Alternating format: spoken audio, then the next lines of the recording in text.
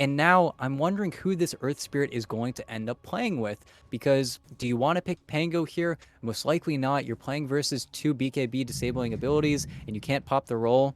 Ooh, and we're not even going to see Sacred's hero in this phase unless it is that Kunkka, but I'm not sure.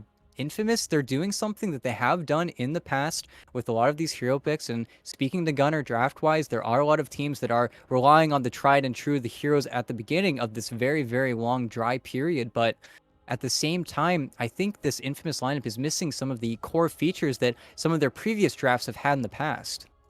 Yeah, and I understand with the Wraith King, right? Four Zoomers with a lot of sort of big team fights. You look at Darkseer, Wyvern, Puck. If those three combine their ults up, you are in some serious danger. So getting the Wraith King who can maybe blow his first life, get back in with Reincarnation, has a certain appeal to it, but I don't know. It's just this hero gets used so sparingly where we stand currently in the meta, and kind of for good reason. Sure, the Reincarnation gets you back up, but if there's this much control on the Four Zoomer side, and so long as they don't blow literally everything on the first life, they're still going to have you in a pretty similar position. The Wraith King can do a lot of damage to one hero, but I'm not really sure if he's going to be able to sort of blow up his teammates, and that damage could be turned against them with the right application of the Winter's Curse. So the Wraith King feels like a bit of a risk, but something that Infamous can maybe rally behind in these fights, try and get in and around the Wraith King and see where you can go from there, but that does come with quite a bit of risk attached to it.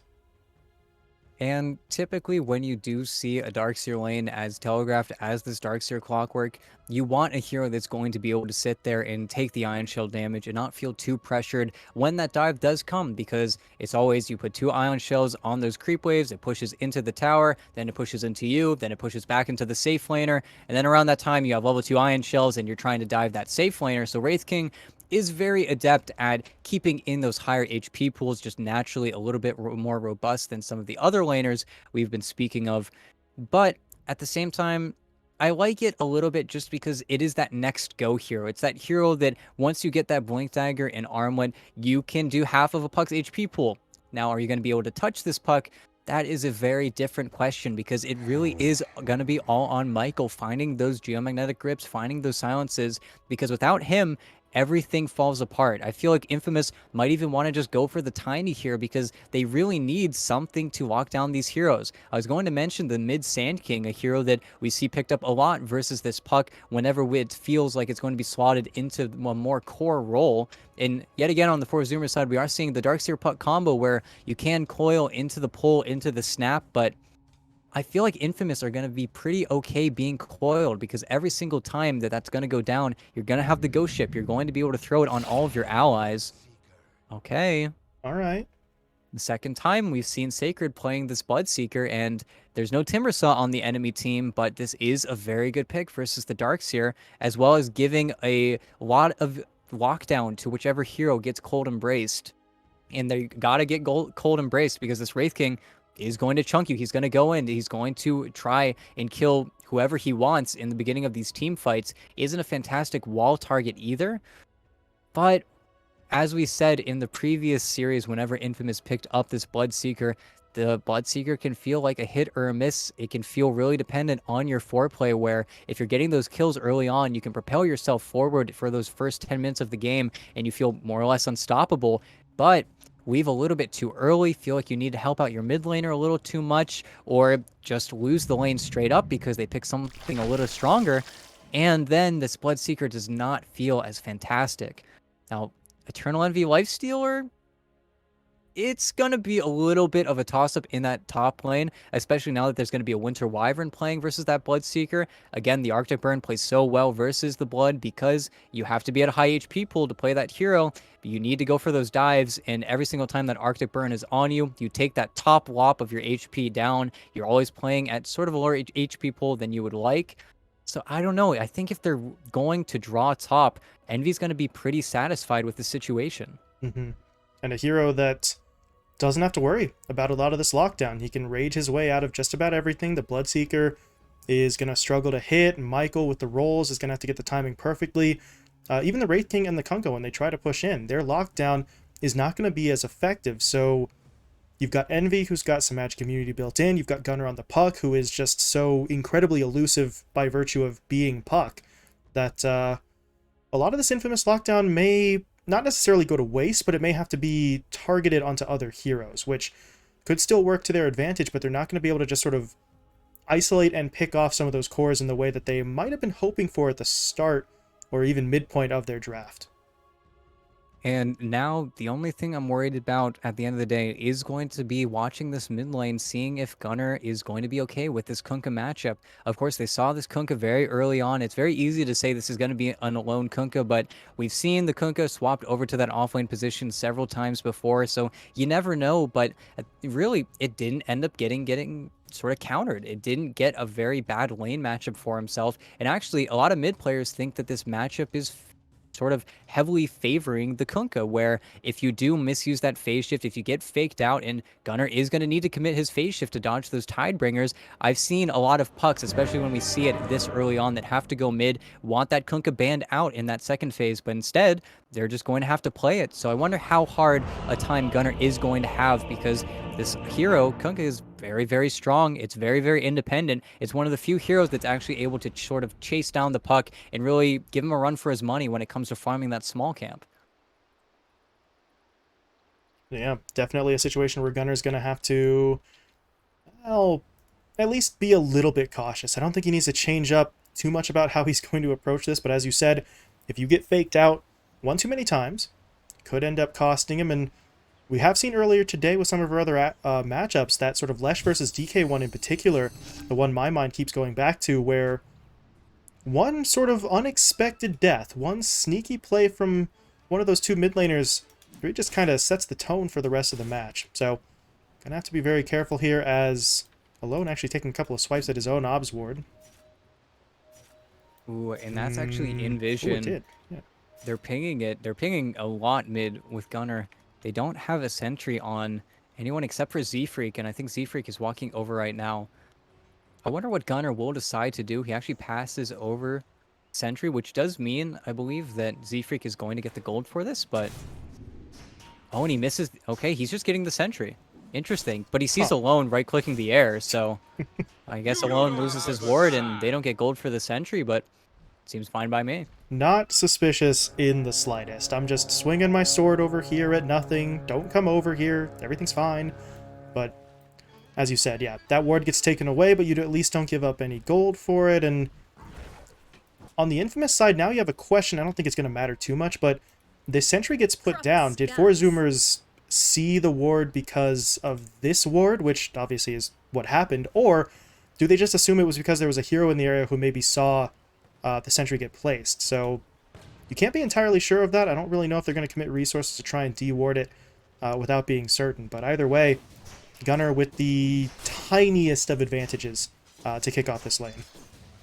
Yeah, and you look at the warden that four Zoomers placed here in their own jungle to watch that Earth Spirits rotations. Typically, we see a lot of the South American teams actually copying Infamous all the way back when they would cut these two trees over here by the rune spot, and then it sees pretty much everything. But it's a nice little sort of change up, because all these teams, of course, they study each other, they know the ward spots, but we'll have to see. Don't think it's going to get dewarded necessarily unless Michael gets completely blown out of the water. But he's stealing creeps right now. Yeah. Just going to pull this one back. Husky's doing what he needs to. Getting some damage in here, just trying to harass Michael that little bit more. And it is going to burn through a bit of the region, but Michael's accomplished what he wanted. He pulls the creep wave back. Meanwhile, underneath the tower, Envy and Sacred, well, Ooh. duking it out. Sacred, yeah, actually able to sort of take one of those away. Hits him with the spray afterwards as well. So, Sacred very much up for the challenge here so far. And if he can slow down Envy in the slightest, that is going to be a pretty impressive start for them. As now Husky, well, never mind. Thought Sacred might commit for the blood right, but he decides to hold the mana for now, and they're just going to focus back on the lane. But Husky, he's in here with that Arctic Burn. That's going to pop out that blood right, but Envy doesn't care. Rage at level 2 gets him through it, and this is going to be the problem with this lane. The Lifestealer is going to be able to sort of avoid that, so you're really not going to be able to bank on that blood right as a harass tool. And we've seen what happens. If your Bloodseeker ends up sort of falling behind and has to use the blood right to snipe out ranged creeps here and there, then it just feels so rough for him. But we're not quite at that drastic measure just yet. Just because Sacred can't hit the first blood right doesn't mean he's really sort of consigned to failure just yet. But Envy really doesn't feel like he's anticipating a crazy amount of pressure. And unfortunately, all the way back when Michael did steal that first creep wave, Husky was able to get one deny, so he was waiting for such a long time to get that level 2. I think Michael wanted to go for those 2-minute water runes if he was able, but this bottom lane is really going to stall out. That's the big reason why they went for this last pick, Life Stealer. It's just out of options. There isn't much they can do to ever put very hard pressure onto the Snakes. Maybe once they get the rupture, they could put a little bit more onto him because again, you are kited just that little bit, but the issue is you ever do that, he has the infest, he's going to hop in someone or he's going to hop in a creep, and then again, your matchup is completely countered. So Sacred is just going to need to get levels and I think go somewhere else. They really picked this Bloodseeker to play up and against the Darkseer, but if you have to make that rotation, you're just dislocating your offlaner so far away from where he wants to be. We always see safe laners really meet their offlaner, not the other way around. So we'll have to see how Infamous want to handle that. At least Sacred's got a pretty big wave coming into his tower right now.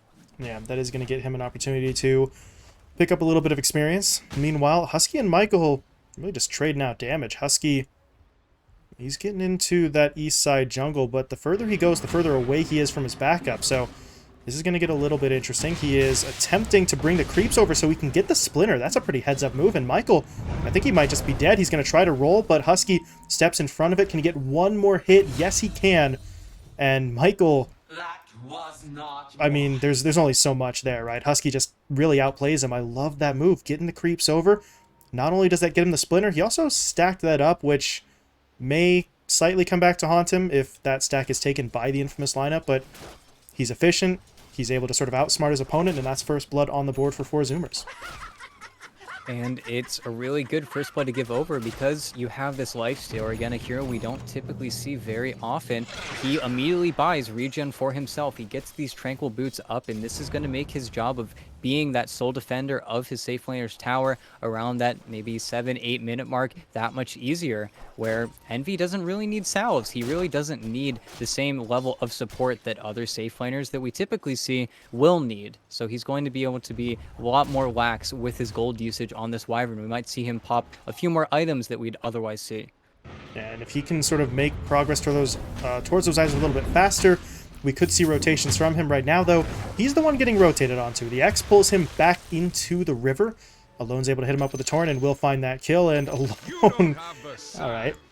So that's how this game's going to go. We're seeing the tips coming out there as Alone's going to throw one his opponent's way. Meanwhile, up top, Moo going to get himself taken down. Lumiere and A, they're able to push their way in. Z-Freak tried with the cogs, but it really wasn't quite enough. Darkseer gets taken down, and Infamous, they may have given up first blood, but they respond with some spectacular kills in the next really couple of minutes. And now Michael, he's going to roll his way onto Envy. There's really not a crazy amount they can do here. Sacred's going to hold the blood right, so it's a nifty play from Michael. He's going to sort of up that accuracy rating, but not a full-on commitment. Yeah, and that's where Sacred does need to be cautious, and this is where the waiting game does begin. Eternal Envy needs a few more levels before he can really be confident. We'll see if he gets that value point in Feast. The greedy build is just get as many in Ghoul Frenzy as possible, because it does give you that inherent attack speed, so it does feel pretty nice. But at the same time, you look at Sacred, he's got a little bit more armor, a little bit more damage, and Envy tipping his toes. Here. Yeah, in up the in the top lane, but Alone TP's in. Michael makes his way over as well, and Moo, he just got taken down, and he may fall again. Good roll in for Michael, the slowest to follow, and A, there to make sure. Bushwhack comes through. 4 heroes up in the top lane for that kill, but considering that was an aggressive play onto Lumiere, who was pre-level 6, it feels like that response is kind of necessary. And they keep Lumiere alive, they keep him farming, and they find a kill on top of it. Yeah, and meanwhile, Gunnar wasn't able to put too much pressure onto that mid tower. I think right now, Infamous just playing as a core unit. You'd love to get a few more levels on this Earth Spirit, but as long as these small rotations are relatively successful, Michael's going to get what he needs. And right now, nice. Good play. Just stealing the runes. Very well played. He's still getting tracked, though, Gunnar. Nope. Okay, not going to make the jump. He did have the Dream Coil, but between himself and Husky, don't know if that would have been enough, especially since you're using the orb to get into the fight, so he wouldn't have it for that supplemental damage. But now Michael, look at him. He's just beating on Husky. drops him down to about half HP before using the last few seconds of that haste to just peace out. That's maybe not the greatest use of the haste in the world, but honestly, Michael didn't really have opportunities anywhere else. But now, middle lane, Gunnar jumping in. There's going to be the coil. Good roll forward from Michael. They take Husky out of the fight for a moment. That's going to buy enough time for Alone to try and get that ghost ship out. That damage deferral from the rum bonus isn't going to be enough to keep him alive for now. And Z-Freak, yeah, if you stay, you're dead. If you leave, you're dead. You just don't have options there. Good TP from Sacred to drop down the Rupture.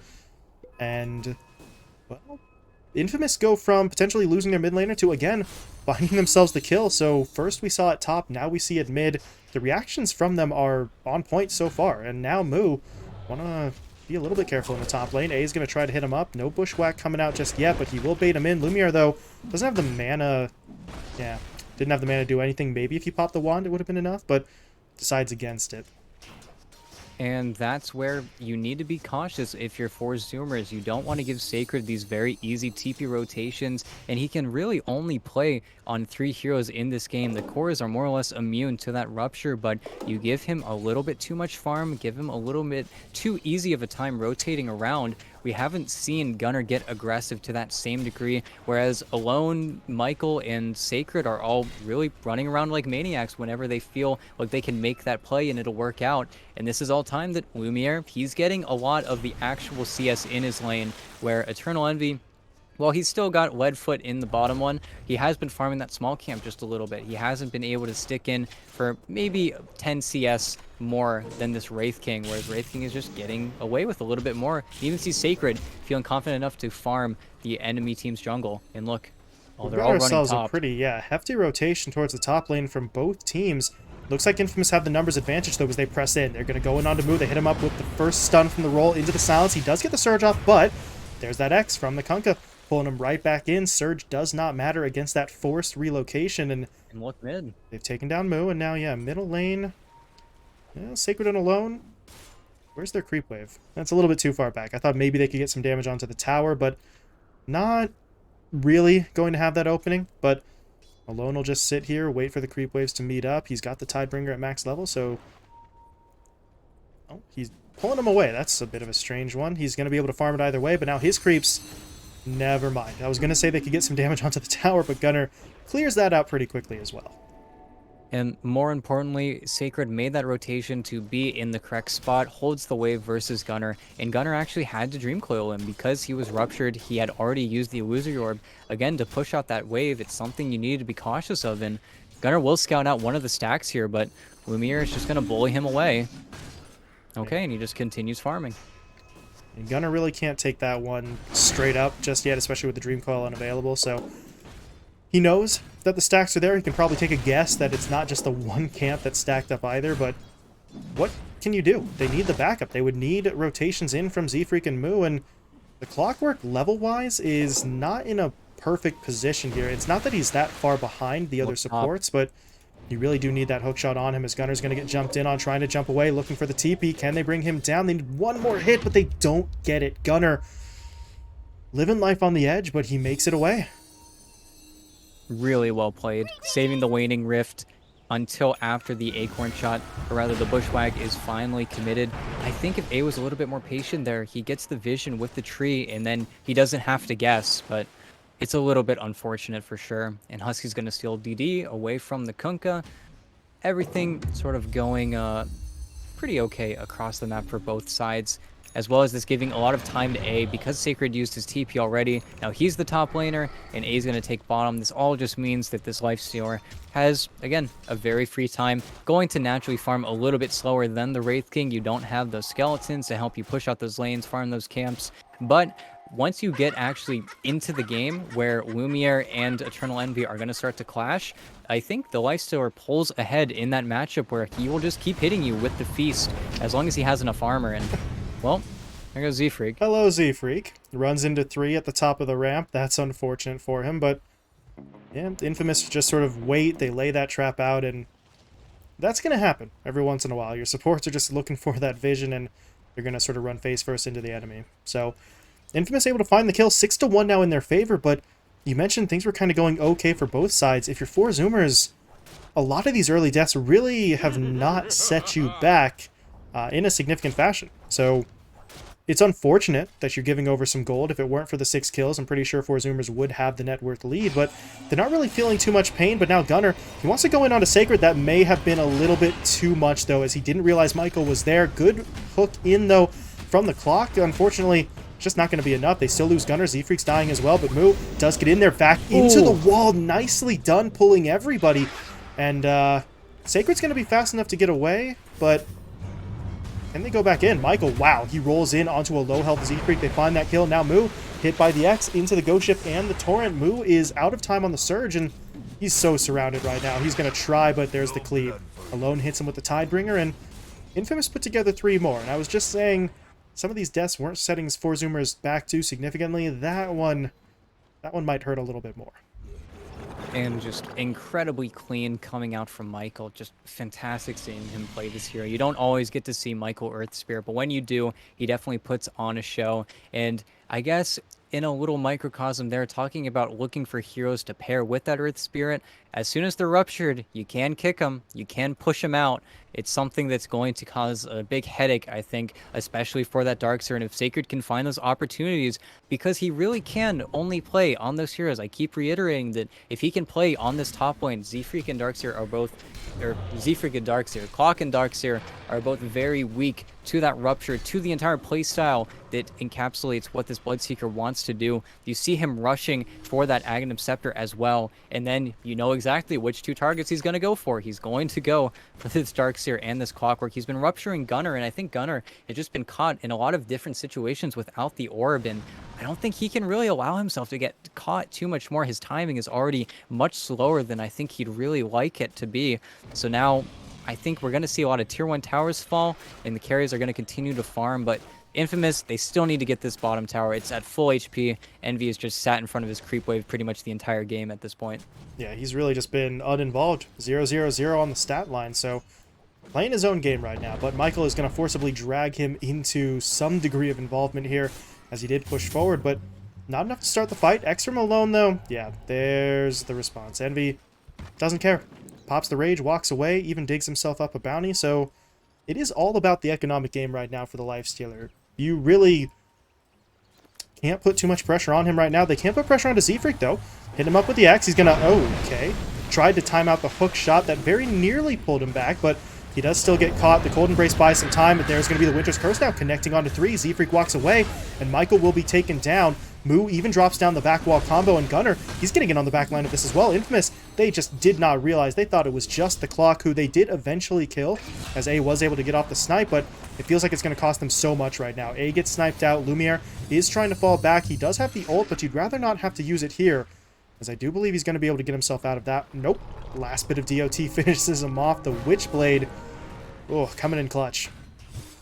And I think Infamous just getting a little bit too greedy there. They try to make the play onto mid while Sacred is still putting pressure on your bottom tower. I understand that the majority of your lineup is not very good at pushing those buildings, but you want to take these early fights. You look over at Alone, he's got a BKB already. He is just absolutely rushed forward for this item, so he wants to find these early engagements, but at the same time, you got to get these towers. You got to get these objectives, and if Lumiere isn't ready to show up just yet, I think you can afford to not get this BKB nearly as early, because, again, the earlier you get this BKB, the faster those ticks, the faster those charges go down, and I just don't think this is really a very good winning recipe for him. He could have a Sanj and 1,500 gold right now, but instead he has this item.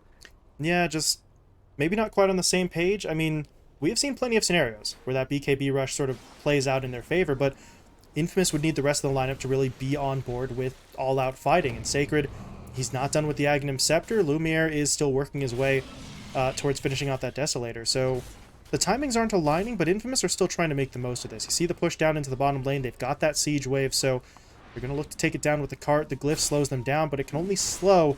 It's not actually going to prevent the tower from falling. So they do manage to make that happen, but over in the middle lane, their own tier 1 tower is in some trouble. That is a very forward TP from Alone, but he's in. Envy's going to get hit by the X. He should rage it off, and he will do exactly that, but now Michael rolling his way across the river. They jump in onto the Clockwork. Z-Freak, though, he's going to hookshot himself away. Last time he tried that exact same play, but the X pulled him back. This time, the Kunk is not in a position to forcibly yoink him back in.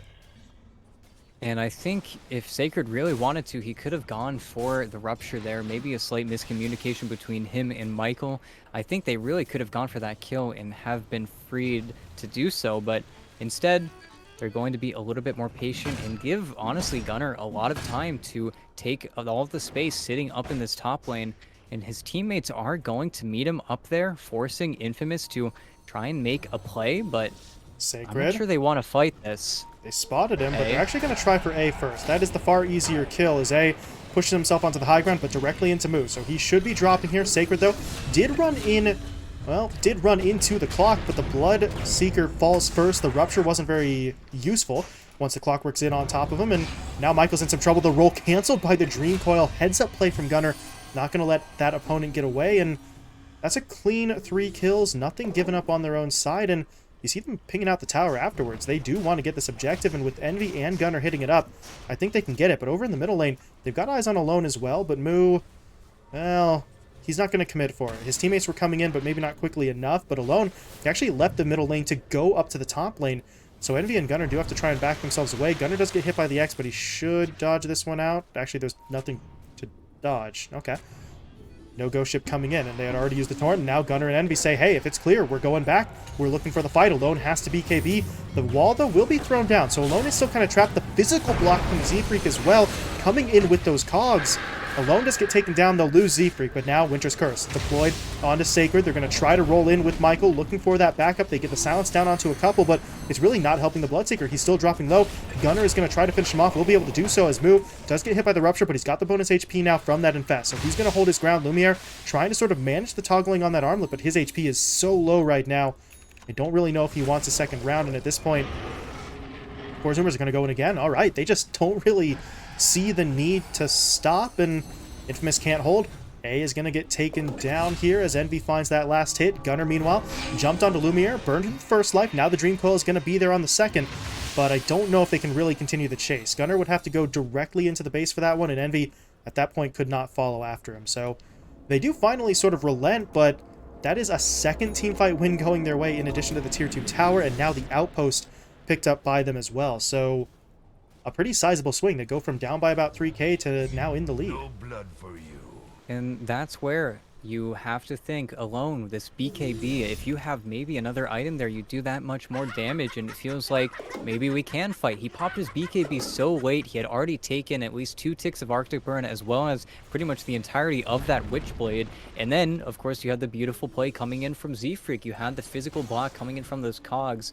I don't think Infamous want to start those fights like that. And of course, they already started it with a pretty unideal situation. They were dragged back up to that tier 2 after Alone wanted to put pressure on the mid tower. He wanted to get more TPs than I think he actually got, and they get punished for it. They continue to sort of feel this weakness coming in from the Bloodseeker, where he needs to find those targets. If he's not able to play on the heroes he can, you're going to see this Bloodseeker fall behind. And with the build he's gone for, no BKB in the works. He has his Ags now, and what is going on? I see Michael just rolled in the complete opposite direction. Yeah, rolling away from that fight rather than into it. But now you've got a bit of a split as Z-Freak. He looks for it. He gets it. There's going to be the hook directly in onto Sacred. Envy pops out with the Rage, and Sacred's not in a great spot, but he does turn around. Drops the Rupture. Lifestealer's in some trouble. He's going to clear out for now. Wait for that Rupture to wear off, but Alone's trying to get in there. He's going to drop down the Torrent, but Cold Embrace healing Envy back up. That's going to be the last of the Rupture's duration. Moo, meanwhile, blinking forward, trying to get onto A, but the Bushwhack is going to turn him back all the while. What the heck? Gunnar. Okay.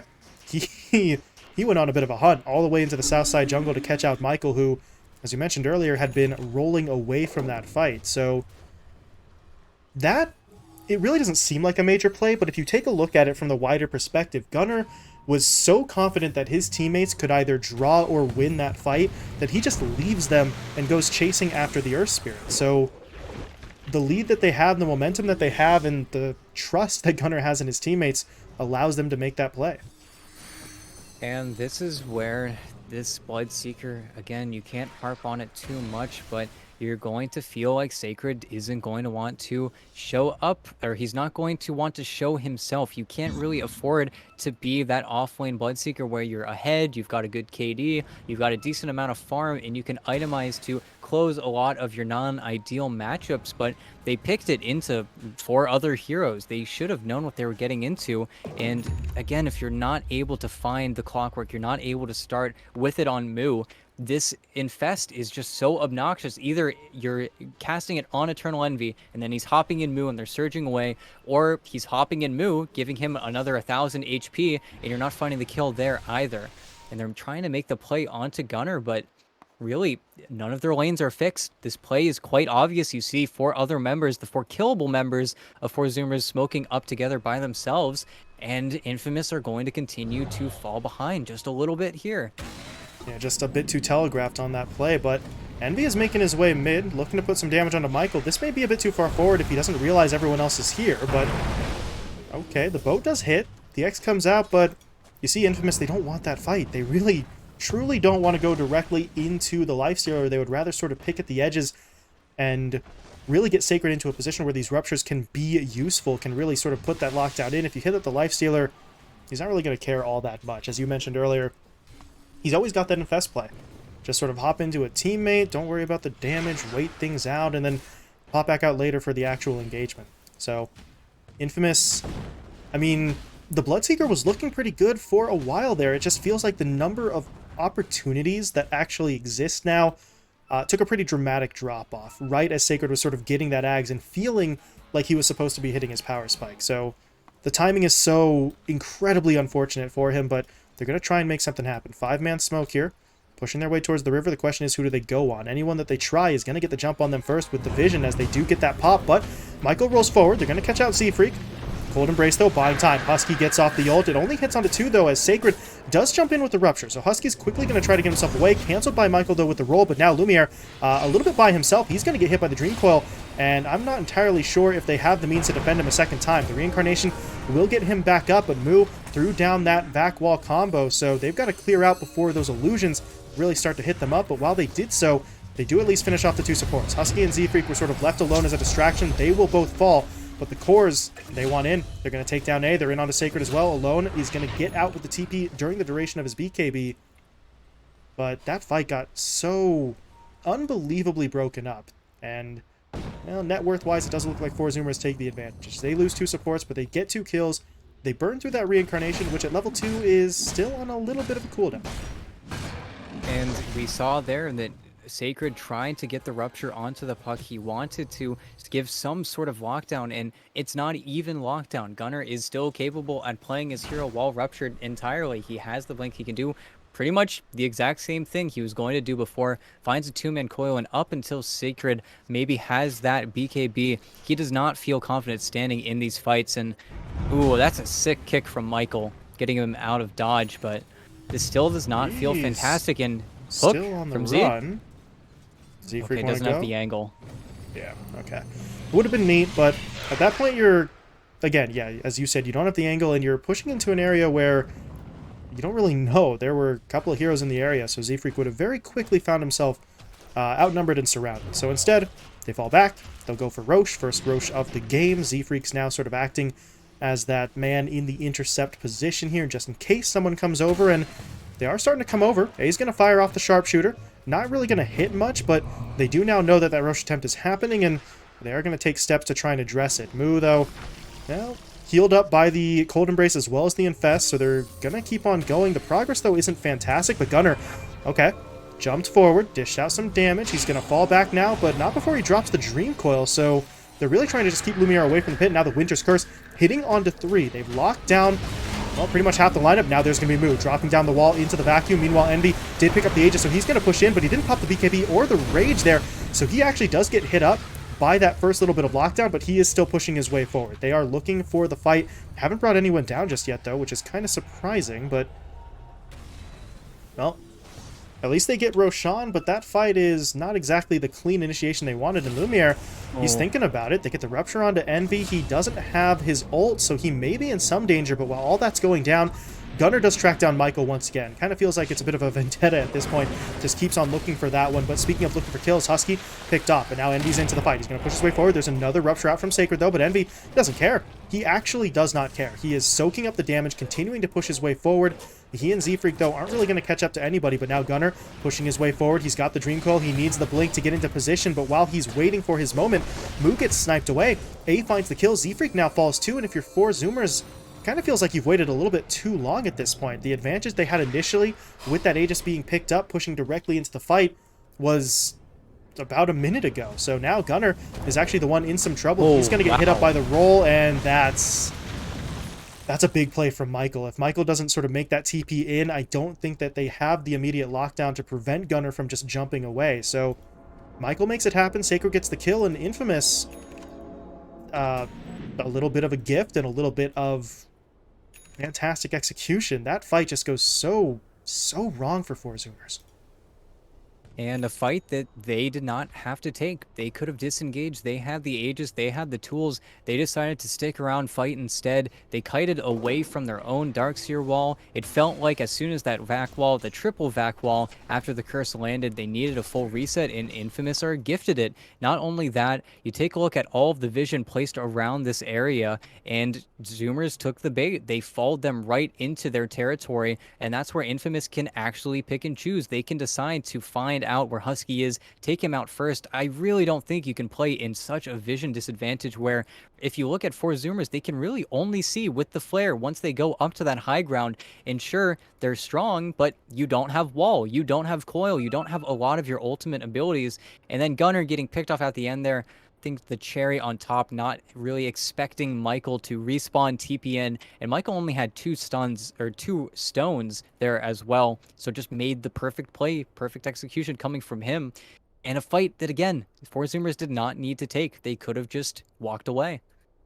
Yeah, once they had the Aegis in their hands, honestly, that was going to be enough of a win. Infamous couldn't stop you, couldn't find any pickoffs, so yeah, you could have just walked out of that one. Of course, hindsight, 2020, we now know 4-Zoomers kind of pushed a little bit too far forward, but if they could have kept it contained to this sort of river area, maybe a little bit up onto the high ground, then I think things would have gone a lot better for them. But as you said, it just felt like that fight, they get sort of baited further and further away from where they actually want the arena to be. And then I just kind of love that, especially considering we were talking about it earlier. Michael got basically run down now 2 or 3 times where Gunnar is just kind of gunning for him specifically. So yeah, you get taken down at first, but he's able to get back in. He's the one who rolls forward and kind of gets the last laugh on that play. And now Infamous are feeling quite a bit more confident as they're pushing onto Envy.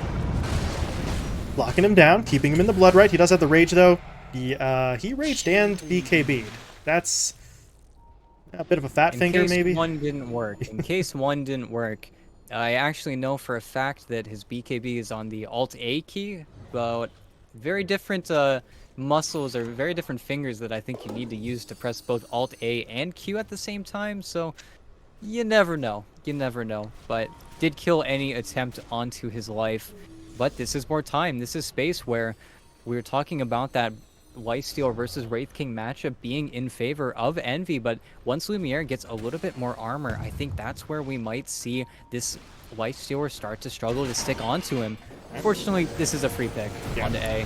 Z-Freak had to wait a moment to get the angle there as he sort of had the creep camp in front of him, but he's able to make that move. But now you don't have that hook shot to cancel this TP. That would have been great to get alone, but you're just going to have to take the kill you can get. Sacred, though, TPing out as well. And, Michael. Okay, Michael gets caught. Gunnar, look at where Gunnar is. Look at where this is compared to where the fight was. At this point, this is starting to feel a little bit personal. Gunnar just keeps on going after that Earth Spirit time after time, and for the most part, he is finding that kill. 6, 2, and 5 for the puck, so if you can reliably find that pickoff, then you know your team, in that instance, can sort of handle the rest of the fight. Why not? It's just, he's got to make sure that he doesn't get too far away when they truly do need him. That's what happened sort of around that Roche pit. The puck was so far away that by the time he joined the fight, it was a little bit too late to help out. But for now, if you see Michael, dive him, kill him, move on for Gunnar. But Z-Freak's actually the one who's going to get picked off there as Sacred hits him up, and I like now that the Bloodseeker's starting to see maybe a little bit of a resurgence. Not quite to the degree that maybe we had originally been hoping for, but in these last couple of engagements that Infamous have been able to sort of turn in their favor, Sacred has been able to make those contributions. Maybe the Rupture is not quite the shutdown, lockdown spell that it was before, but they're throwing it out there, they're getting the blood rights, and now they're trying to track down Moo, and, well, no, he's just going to blink and TP. Smart move there, not willing to take any chances. If he kept on running down the lane, they did seem to have the angle on him, so Moo gets himself away. The only casualty there was the clockwork from earlier, and Gunnar was split pushing the top lane, getting the creep wave all the way up to the tower. He's not going to stick around to actually hit it himself, but if Gunnar keeps on getting this opportunity, if he can just sort of keep on split pushing out without anyone coming to get him, then he is going to continue that item progression. The Kaya and Sanj was finished off a little while back, and we see the lens coming out from him, but Z-Freak's going to make a move onto Alone. Good hook shot in, but there's that BKB again. Alone, though, gets bashed.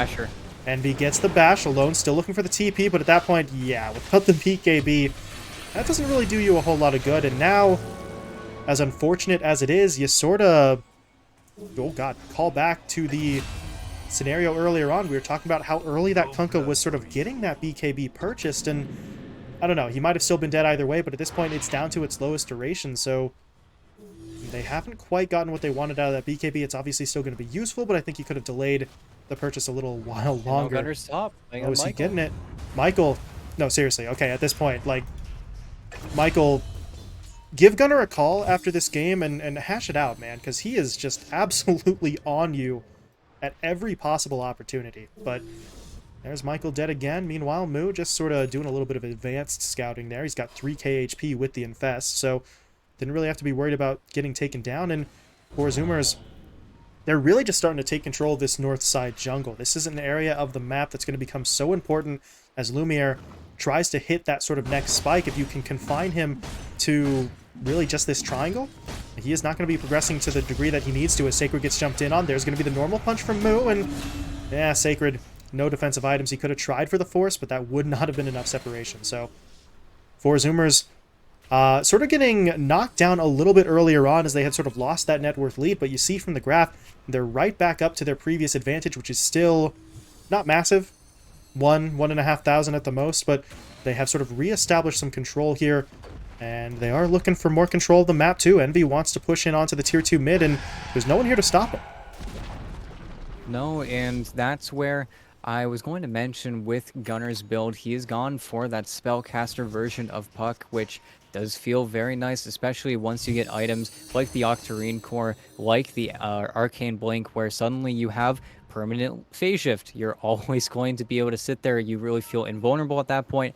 Still doesn't have a way to cleanse himself of that grip silence, so playing on the edge, I think, a little bit more than he really needs to, but not playing that physical damage version of Puck actually alone. Z-Freak's actually not giving up on that. He missed with the hook, but they continue to go in with the jetpack, and now Z-Freak is going to end up paying for that one, and this could turn into quite a bit more. They're jumping their way forward, but there's going to be the wall into the vacuum, into the Infest Bomb, into the Winter's Curse, and yeah, Michael just gets blown up by his teammates. Now Lumiere, he is taking a hell of a lot of damage here. He does have the ult back up, though, so if he does get taken down, he's coming in again, but Infamous just have to retreat. Alone is forced out of this fight, and Lumiere, he's going to get hit by the normal punch. They're trying to push their way forward. A, meanwhile, caught out on the sort of periphery of that fight. They'll finish him quickly, and now they're backing onto the Wraith King. Can they actually lock him down? Envy needs the bash, not going to get it, but Gunnar blinks in, drops down the Dream Coil, and that is going to be Lumiere finished off, and now without him, Infamous just have to run. Alone is still trying to make his retreat as Gunnar, the man just knows no fear. Look at him go. He actually uses the headband even to push Alone into Envy. Okay, Gunnar, okay. That's just style points on a level that I was not really anticipating, but that's 4 dead. Sacred is forced out of his own base, and yeah, they see him. He's TPing already. They just need one TP cancel. Moo just needs to save the punch, or well, I guess he's got the vacuum. His TP's on cooldown for 10, so they could just kill him off before he even gets the chance. Good force staff, nice okay. Force. Trying to juke it. There's going to be the vac to pull him back in, and yeah, Envy will finish him off. So it is a delayed 5-man wipe, but it does eventually happen, and 4 Zoomers kind of breaking this one open. Prior to that, the largest lead was not even at 2k, and now it's a 5,000 net worth lead. So we have suddenly expanded the scale of this match about 34 minutes in, and 4 Zoomers are the ones in charge. They're about 20 seconds away from a Roche respawn as well, so they could get that, and now that Octarine Core is finished up on Gunnar. So You talked about this Spellcaster build. It's so much sort of burst potential for him, and now with the reduced cooldowns, Infamous are going to have an even harder time. They're already sort of struggling to keep Gunnar at bay, 11, 2, and 9 on this puck, and now he can come at you with more spells with shorter cooldowns. Yeah, and I was going to bring it up because I feel like the physical damage of Puck, or the Puck physical damage build, might have felt a little bit nicer for them. One of the issues that Four Zoomers haven't really fixed in their lineup is that Eternal Envy has not touched one of these buildings yet. They haven't felt confident enough to siege yet in this game, and that's where we usually see the Puck be that alleviator, but instead he is going for the killing, slaying build, and unfortunately, Infamous decided to take this Roche, but Michael's in. Michael still rolls, okay. Immediately knocked back by that normal punch, and this is going to get a little bit rough. Michael gets taken down, Envy was able to get his hands on the Aegis, and now Infamous's lineup, look at how split up they are right now. This is going to get very complicated for them as Gunnar jumps his way forward. Alone is going to be forced to pop his BKB. So for now, he is making his retreat, He's but... not keeping. Oh, God, he's just going to try and get out on foot. The BKB wears off, and now he's in some serious trouble. The Dream Coil isn't going to be enough by itself. No. I mean, Alone, I love you, but that's an ambitious TP, and that's sort of putting it politely. He's surrounded. And Gunnar's top. Yep, Sacred. Well, not taken down just yet. He's trying to rotate over towards reinforcements, so maybe Lumiere and A can come in and help out, but no, it's just not going to happen. Sacred will be taken down, and now that duo have to make sure that they don't get caught out either. A's going to go for the quick TP out, and Lumiere is trying to escape, but Husky's going to spot him. Okay, never mind. It's Lumiere who's doing the spotting, as Husky just gets 3-shot, and that's going to be the gem dropped into that Wraith King's inventory. So, yeah, that's going to be the issue for Husky. Your team might be ahead by 10k, but you are still a Winter Wyvern going up against a relatively farmed Wraith King. So, they do find that kill, but the cost is going to be still pretty high. If you're 4 Zoomers, I don't really think you're too broken up about losing Husky in that situation. No, you aren't, as well as Gunnar. Level 26. He has so much farm. He has so many levels. He's going for those Dagons now. Actually, he needs to wait to slot that Dagon in. But the big problem is we're hitting critical mass with Puck, where nobody is able to touch her. If you don't hit that roll, if you don't hit that silence coming in from Michael, the fight cannot happen. You need to start an engagement where Gunnar is held up trying to kill someone in side lane or TPing back like he is bottom. So I hope Infamous try to find some sort of fight, some sort of engagement. The issue being Gunnar can connect with his team so easily. You see the orbs in the right direction going towards his boys. It feels like even though he's constantly the hero to go back to push in these waves, he's always in the right spot at the right time. And that's why he has so many levels. He's been involved in so many kills and gotten really all of the last hits on the way as well. He just hasn't skipped a beat. Yeah, it's just a level of efficiency here that no one on Infamous is really able to match up with, and yeah, he's the top net worth hero. That's not how this is supposed to go. Puck can certainly be up there, but you're not supposed to be out-farming a Lifestealer and a Wraith King, but here we are. Meanwhile, speaking of that Lifestealer, you saw Envy, he's got the Daedalus now, so damage-wise, he's kind of terrifying, and now he is working his way towards a Halberd as well, so even if someone on Infamous, the Wraith King in particular, does try to take that 1v1, the disarm is going to mean that you're really not doing any significant damage while the Lifestealer just hacks away at you. So Envy's itemization, honestly, it feels kind of good for him right now. You mentioned earlier he hadn't been doing too much to those buildings, but at this point it kind of feels like if he has the Daedalus for the damage and the Halberd to sort of rely upon for disarming whoever comes after him, that could push up his confidence enough to where actually... we actually see him go for the objectives. For now, though, he's going for Alone. Not going to be able to close the gap just yet, and we see multiple TPs from Infamous, so this could turn into a bit of a fight. The X comes down, but, well, Envy is just going to sort of sit there and eat it. The Bushwhack and the Torrent will hit him up, but really doesn't matter. He's going to be able to heal himself up. He's still got the Aegis as well for about a minute and a half, so if you're 4 Zoomers, you're almost just sort of trying to bait your opponents in. Z-Freak pushing forward onto Lumiere, hits him up with that not hook. Need to do that. Yeah, he's gonna back it out pretty quickly, so... Well... Not a whole lot lost there, but now all of a sudden you see a bit of a siege scenario developing in this top lane. Tier 3 tower is gonna start taking damage as Envy will push his way in. They get the Ion Shell onto him as well, so he's clearing through the creep wave pretty quickly, and Infamous have to make a choice here. Do they want to commit for this? Because once they're in, they're in. They've burned through the Aegis, but if they want the second fight, they're gonna have to go now. It looks like Envy, though, just gonna be able to walk away, so... that is probably the wiser decision. As I said, if you're in, you are all in. So better to just burn the Aegis, get Envy out of your base, you've saved your tier 3 tower, and they can look for something more advantageous later on down the line. And I'm honestly very surprised that they could have played that a lot slower. The Aegis was or sort of being reclaimed in another 40 seconds, but you just wait for your Clockwork Flare, and then if they do try to do exactly what they did to Envy, you very simply go up on the high ground with the puck, you go up on the high ground with your Darkseer, and you stand with him, and you get those huge combos off. I'm very surprised that they were so okay with giving away their Aegis like that, because that is more time that four Zoomers are still not eating into these buildings yet. They haven't done very much building damage across the board. Of course, some of these tier 2s have been forfeit in the scheme of the game, but I think they need to finally get some of these objectives, and now Envy doesn't have an Aegis. You don't have that freebie.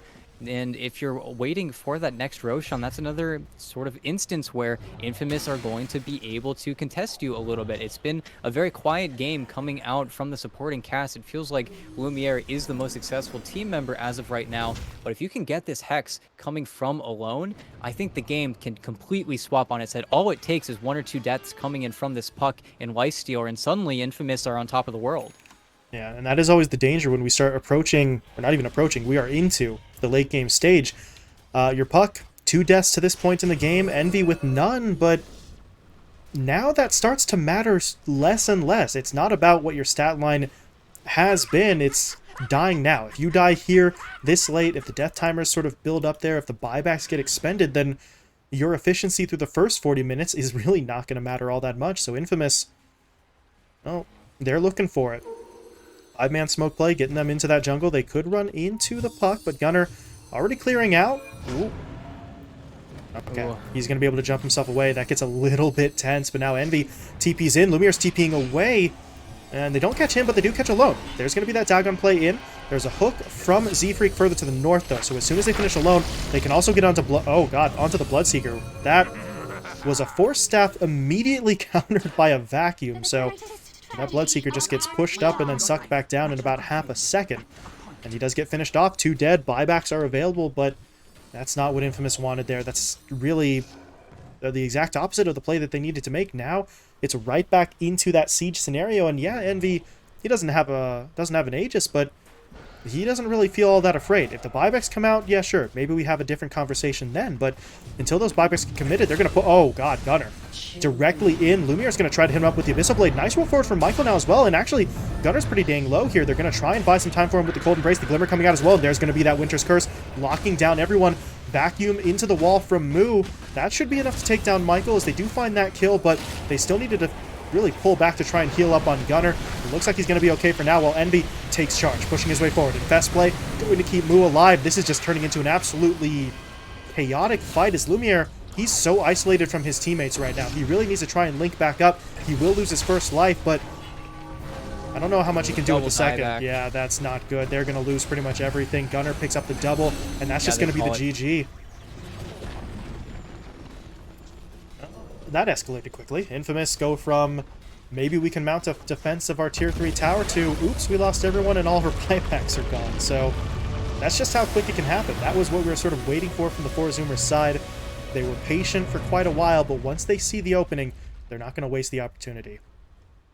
And really, I think Infamous with this last pick, Bloodseeker, it's just all the pressure was on Michael. If Michael was not having a fantastic game, if he wasn't being the foil to play versus Gunnar, and of course the 2 deaths that Gunnar was sort of able to amass in the first 15 minutes of the game were because of Michael and his fantastic plays, but you get to a certain point where you have those opportunities where, okay, we've got the puck, then Husky comes in with the curse, and then you've got the Cold Embrace, and then everything compiles onto each other, and you have all these spells spent on a puck. You simply illusory orbs away, you see it go across your screen, and then you have the rest of the members of 4Zoomers who you haven't got those spells to cast on. They just run at you, they kill you, they play your lineup against you, and I think there was some very strange itemization choices coming out from a lot of the Infamous members. Of course, talk about that 15-minute BKB coming out from the Kunkka, followed by the Aghanim Scepter, which, again, you love this Aghanim Scepter. It's one of the most impactful in the game, but versus a Naix, not really. I feel like there were a lot of situations where if we saw some different item choices, we would have had a much different game. Or even Michael, who got this Veil of Discord very, very early on, but then struggled to figure out what to buy next, settling on an Aghanim Scepter. The problem is, I don't think he ever got to use it. I don't think I ever got to see him use it. And then with that one smoke play, if you have a blink dagger, if you have the blink pull, then maybe you can find that kill on the isolated puck that you need to get in these side lanes, but it just never came to fruition for the infamous side. Yeah. I think really the biggest way to sort of chalk that one up is that Lifestealer really kind of threw a wrench in the works for them. Infamous had a game plan, and then Envy gets put on a Lifestealer, and now you just think to yourself, well, now what? We can't apply pressure in that safe lane the way we wanted to. We were already kind of riding off Gunner's puck because it's a puck. We can't really consistently jump in onto that. So now the targets that you could have realistically jumped in on sort of change alone. I think maybe takes it in too far of a different direction. You mentioned that BKB, it came out so early, and most of the time that's not going to be much of a valid complaint, but in this scenario, it did feel a little bit weird. Could have gone for something else. We never saw that halberd out from him, so they had no way of really dealing with Envy, or even Gunner for that matter, coming in with the right clicks. So I really do think that the Lifestealer just kind of threw them for a loop that they couldn't recover from in time. Yeah, and I now hope in game two we see a little bit of some better choices. And unfortunately, I'm getting flashbacks all the way back to Alone in his Ego Boys days whenever he would get picked that mid Viper Mm. and you would see him with the brown No, no, boots no, no, no, no, no, no, BKB no, no, 18 no, minutes no. into the game, and it was just every single game. But hopefully, something different from Infamous in the next game. We saw so many of those ETNI with the flashbacks. It's not good. Alone so often, yeah, getting sort of underutilized in that scenario. So hopefully no Viper at all. That would be great. Just steer clear of it so we don't even have the slightest chance that that play happens again. But Infamous are going to have to do something. Game 1 goes the way of their opponents. They do have a shot now for the 1-1 split, but Zoomers have the momentum. That's 3 straight wins for them, so they looked good in Game 1. Anticipating more of the same from them in Game 2. So the pressure really is on Infamous now to make those adjustments. But we'll see what they can do. Game 2 should be coming up in just a little bit. We're going to step away for a few minutes, but we'll be back for that Game 2 draft, our final match of the day, in just a little bit.